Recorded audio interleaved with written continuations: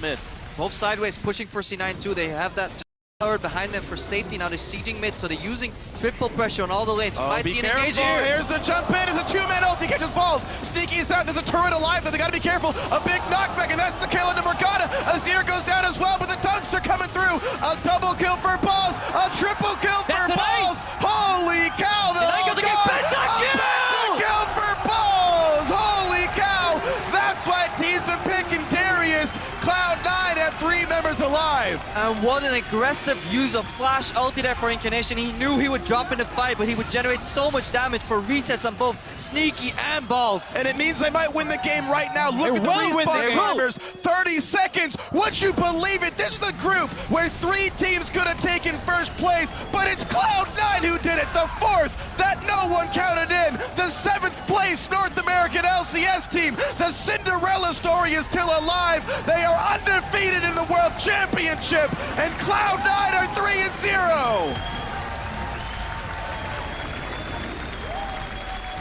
If you told me that C9 would get a pentakill, I would say, okay, it's Incarnation or Sneaky. But Balls. But Balls gets it. He had a great game. He didn't fall behind early because he got that massive wave in the top lane. And then in this last team fight, Fnatic even jumped him. Huni ulted onto Balls, the big tank.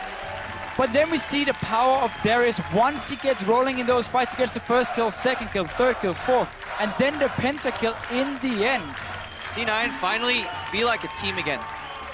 In the way they play around the map, in the way they play out the game, and more importantly, in these team fights. Sneaky, he jumped in knowing he could die, but he relied on Incarnation to finish somebody off to give him the reset. Right now, Incarnation went in aggressively, possibly trading his life, but in doing so, he generates the setup for Balls to get a pentakill, and if it wasn't for him, Sneaky was untouched that fight. He could have cleaned up too, so C9 became a triple threat there at the end. Yeah, and if you were to tell me, you know, the matchup that C9 would win the strongest, the match that would be the reason they opened up the map, the matchup that gives C9 the kills in the end, the last one I expect would be Balls over Huni.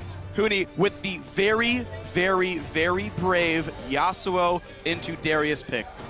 Gets behind in the lane swap game a little bit, the push comes in, the tower dive, and at no point was Huni ever able to duel Balls. He got wave control, he got team fight control. Huni had some good moments, but Balls crushed him. Makes you wonder, this is almost the first time